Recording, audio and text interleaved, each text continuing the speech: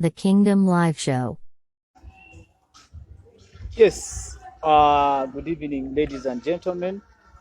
Welcome to the Kingdom Live Show, your number one show that talks about politics, entertainment, social events. It talks about very many things, but for now and for today, I have my two guests here. One is youth of BUSIA municipality, and then the other one is a blogger or an influencer. So right now they'll introduce themselves before we begin our topic today. Yes, let me begin from my left. Yeah, thank you, moderator. It's a pleasure being hosted here on Kingdom Live Show. My name is KIGENYI AHMED, commonly known as AHMED MEDI, and I so happen to be the youth mayor of this municipality. And I belong to the mighty party of the NRM. I think you've heard he belongs to the mighty party, the NRM, and is the youth mayor, and is called Ahmed KIGENYI. Yes, brother. Yes, thank you, moderator. I'm called King ROZEM. However, my real names are Peter OTIENO, and I'm a blogger. I just take this opportunity to feel happy and pleasure for you to host me here.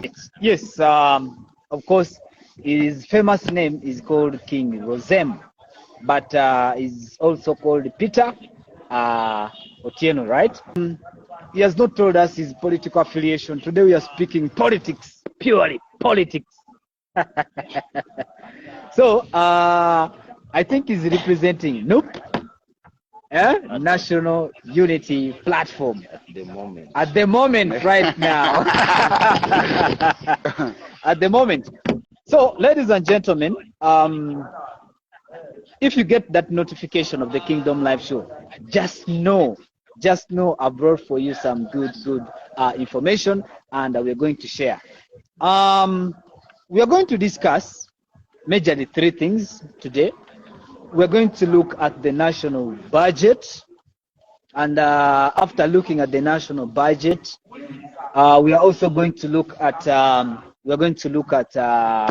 50 million that these MPs signed when we were crying here of high prices of commodities. You know, it's okay. And then we're also going to talk about the 40 million that the principal ordered, and he said, I'm giving you an ultimatum of 48 hours. 48. Yes, 48 hours, and I need you people to return back to that evil money. I think that is how it turned. Yeah. And the 48 hours are done, but nothing yet. So we are still watching the space. Before me, I'm the moderator today of this show, and I have my two guests. One is representing National Unity Platform, that is NUP, that is King ROZEM, or my brother Peter, and then the other one is representing the mighty party, as he has said, the National Resistance Movement, NRM. Without wasting no time, we are going to begin with the budgeting. And I think I'll begin with my brother. Let me begin with my brother Ahmed. They are ruling this nation. Yes, the ruling government. My brother Ahmed, you remember some time back I posted the budget, and we were looking at summaries of how the country has performed and what they expect. You know, when they're talking about the national budget, they mean as in what they expect in the next financial year to raise, right? We looked at security, taking 3.9 trillion. Of course, when you talk about the security, we are talking about the army, we are talking about the police, we are talking about all that kind of security. We also saw parish development model taking 1.0 trillion. We saw agro-industrialization taking 1.4 trillion. We saw commercialization commercialization of oil, minerals, and gas, 904 billion. Healthcare taking 3.7 trillion. Water and environment taking 1.0 trillion. Education taking 4.1 trillion. Science and innovation taking 274 billion. Transport and infrastructure 4.3 trillion. Power infrastructure 1.5 trillion. ICT 124 billion. And public sector 5.1 trillion. That is in summary. So my question is, Ahmed and King Rozem, when you look at the allocation of funds or allocation of money, do you think the national budget is realistic? Is it doing fine, or there is something that is missing a little bit? Yes, you're welcome. Well, thank you, moderator. First of all, we need to dig deep and understand the budget. Where have they drawn the theme of the budget of 2022-2023 financial year? Bona moderator, I want to remind you that Uganda has been evidenced recently by the world, let me say, the International Monetary Fund as the fastest growing economy, among the fastest growing economy in Africa. Bona moderator, I want to remind you that much as we need to project this budget, we have to look at, first of all, the theme. The theme states very clearly is monetarization of the economy. And what do you mean by monetarization of the economy?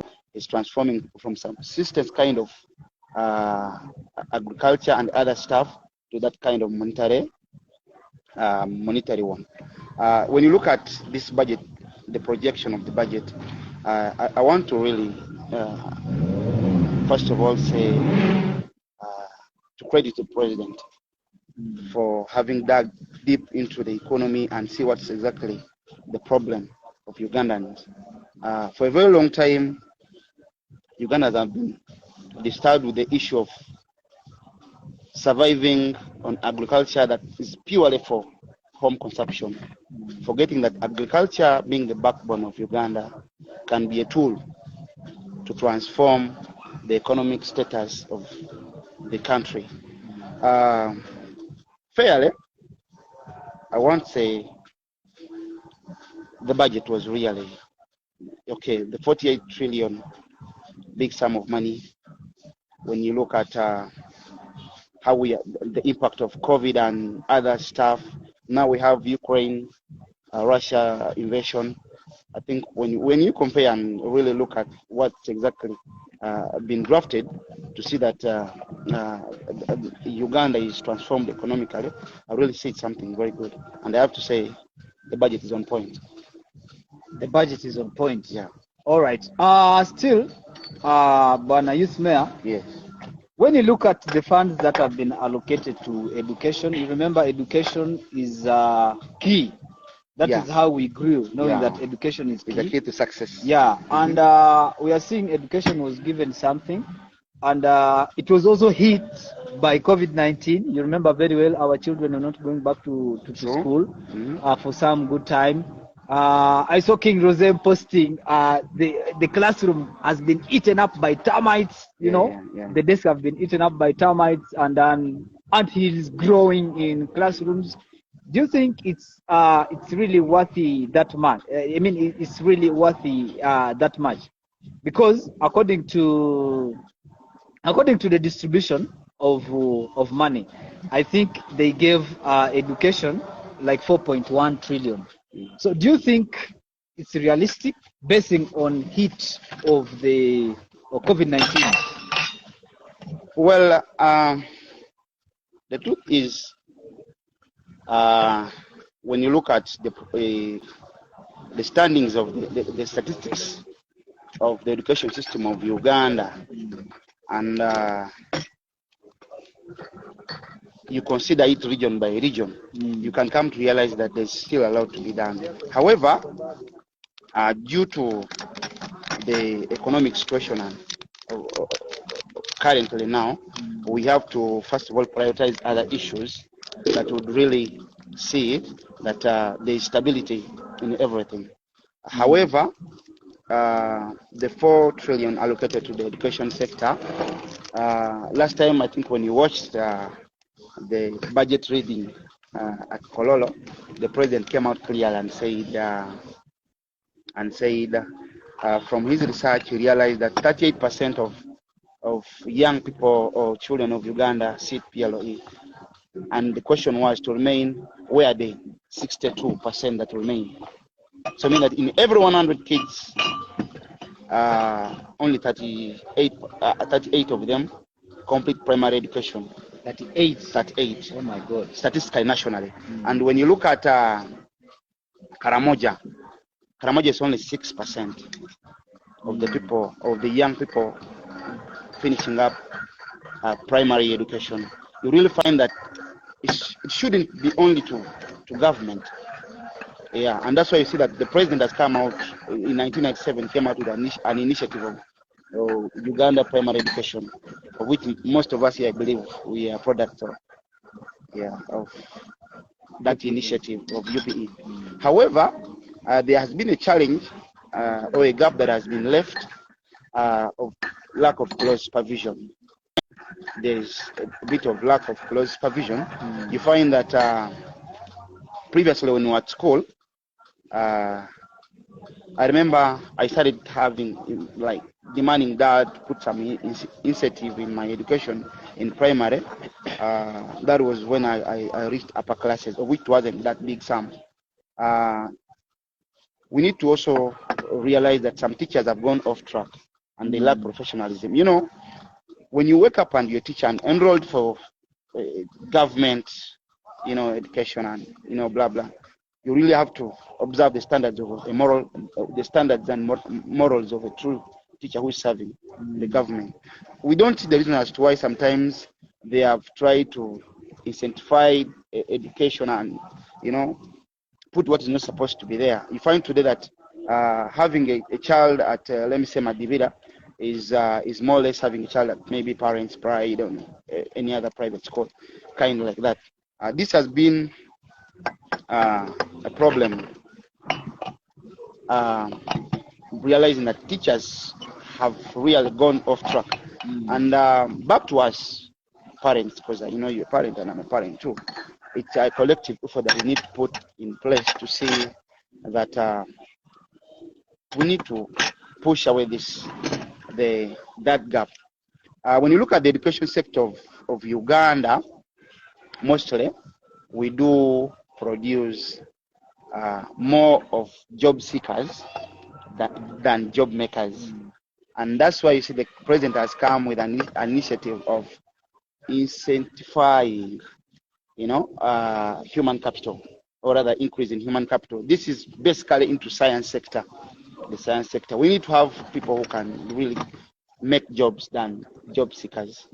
When you look at every 100,000 students who graduate in every year, you really find around 70% of them are mostly indulged into arts. So the president is coming out with an initiative to see that they change the narrative, and the narrative changes to purely job makers than job seekers. Job seekers. So I really say the budget was indeed very fair. Okay, still on the same note, you'll find that still the Minister of Finance went and gave security 3.9 trillion, and we have seen before even passing the budget, there was a supplementary, of course, you remember, of some of the monies was going to UPDF to go and help the Congo government in fighting the ADF. Some monies were supposed to be taken to Karamoja. So do you think it's that supplementary was worth it? Because I'm looking that they are giving supplementary at the same time they're also increasing money on the national budget. So I'm like, do you think it's really worth it? Don't you think they're getting double? They're getting like twice? Well, first of all, we need to understand that for any country to prosper economically, socially, and politically. There must be stability, security-wise. So if there's no stability in a country, definitely expect no development. National development absolutely won't happen. So I saw from the 3.71 trillion that was allocated to the UPDF, part of that money, 112 billion was supposed to head to Karamoja to do Karamoja security roads so as to stabilize the region and see there's balance in the regional security and everything. You remember last time the president was coming out that this time around is all about redistributive program.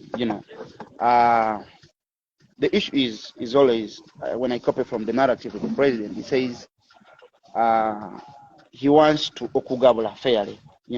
When the other region is balanced and the stability, they are working well. There's also need to have that in other regions. So the issue of allocating the 3.71 budget to the UPDF, like the supplementary, that has culminated into what is making us shout on social media and everywhere where we are heading to, is all about seeing that they stabilize the security status of this country. And when there's stability, security-wise, then definitely other things will just come through. All right, that is from my brother Ahmed, the youth mayor, and he has given you people his verdict on how the national budget was, and for him he's saying absolutely the budget was distributed equally and they deserve it. So before I go to my brother King ROZEM, don't forget this show is being sponsored by the Kingdom Pure Coconut Oil. That is the only coconut oil that has no additives, and of course you know what it does. It does wonders. My brother King ROZEM, give us your verdict on the national budget. How do you see it? How was the allocation of resources? Yeah, actually, thank you so much. It's great that I've been given this opportunity to share something. See, I was the first to come here, so I thought my brothers escaped. But luckily enough, he was here in time. You have broken down the budget in summary on how it was allocated, but I can give in my verdict as well. There's a saying that before you start a house, you have to lay foundation first before you raise the wall to the roof. So why have I brought that kind of saying? When you look at the teachers are the foundation of our children, or our foundation, because we went through them to become what we are today. That means if this budget was well allocated, I think education was allocated with around 4 trillion, right? Yeah, 4 trillion. If this budget was allocated as the teachers wished, I don't think they could be on strike right now. Not all teachers. Yeah. Not all. Mr. Moderator just needs some. You are protected. Actually, if you look at the situation, me since primary, I cannot deny I went through UP and I studied through this ruling government which has refused to get off power. So since my childhood, I went through UP, but I've been coming to see and realize that situation as to be continuing. Okay. Yeah. So I was trying to say, if the budget was well allocated, then that means teachers will not have gone on strike. Teachers have been striking for all along, and you remember when this issue is settled is when they are promised. I remember one time the ruling president said that he's trying to get teachers from Cuba. I think you all recall that situation where he wanted to bring teachers. Not teachers. The doctors. Okay. So yeah, it was soldiers. He wanted to employ soldiers to teach. I remember that situation. So what I'm trying to mean here is that when this situation comes, when the situation comes down, you come to realize that they're always just fed on words. At the end of the day, you hear that science teachers have been added salary, and the arts teachers have not been added anything. To my thinking capacity, a teacher is a teacher, no matter the situation. Yes, we are looking too much into science, which is not bad, because 85% or 90%, the outside countries, like those in Europe, where they have developed under science and technology, which is not bad. But then it is these teachers who bring up these scientists. Am I wrong on that? You're right. If I'm wrong, you always correct me. So if we don't look at the future of our teachers, and we only look at the future of the scientists, that meaning we are killing the current generation. Are you getting? In a home, when someone is making a budget, surely when you're a father, you always have your budget. You say, this how much is for onions, this for salad, this for school fees, you get. But then you not budget equally and like over oppress others, because you will not tell me that you're going to pay rent, but at the end of the day you're not going to buy food because you have paid rent, and you're not looking into the food sector. All these things are a necessity. When you have food and you survive, that's when you get the energy to look for money and pay school fees. So on the if you broke down the budget of the 4 trillion for education sector, you'll find out that there are some loopholes somewhere. Something is missing actually, especially on our teachers who take their time. I've heard also that they want all teachers to go and get degrees, something like that, to get advanced in education. Why is this issue being looked at right now? Where was this issue when the education sector was catered for? Why didn't they talk about it at first? Why are they bringing it in right now at the situation which teachers are high on demand or over their salary? Why now? The question is, why now? Are you seeing? Is it a diversion so that they keep them silent? It's because the teacher will be like, nanwe sembo madiguri ni nalo malumeho bacho kunjirusia hasome sesendo bo butwale kume buli mwezi. Are you getting? So are you getting? I'm just giving an example. Okay, it's not bad to advance in education, but the question is, why now? Where we're all, because I hear that the president has over 100 and something advisors. All these for what? And what are paid? And they are paid. They are paid. What are they advising him? So just to look on this the sector of education, may have looked deep into that. The teachers, then the renovation of schools. Renovation of schools, when you go on ground, most schools, when you reach these teachers, they normally tell you that we have a project from so and so, maybe an M10 company or what, all these organizations, they are the ones which have helped us put up some toilets somewhere, put up some classrooms somewhere. Where's the government?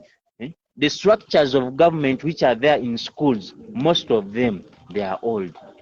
And to be sincere, if they are doing a renovation, they'll touch 1 or 2 schools. I don't know, maybe the president releases this money, but since it goes through various channels, it doesn't reach on ground, I don't know. But it reaches. If you go in these schools and do a research, you'll find some funds missing. You'll find there's no development as expected by the top office. I've not come here to blame. Maybe the president releases money. You never know. So you're like, the money that they release for education, is it something small or it is? To me, it is small.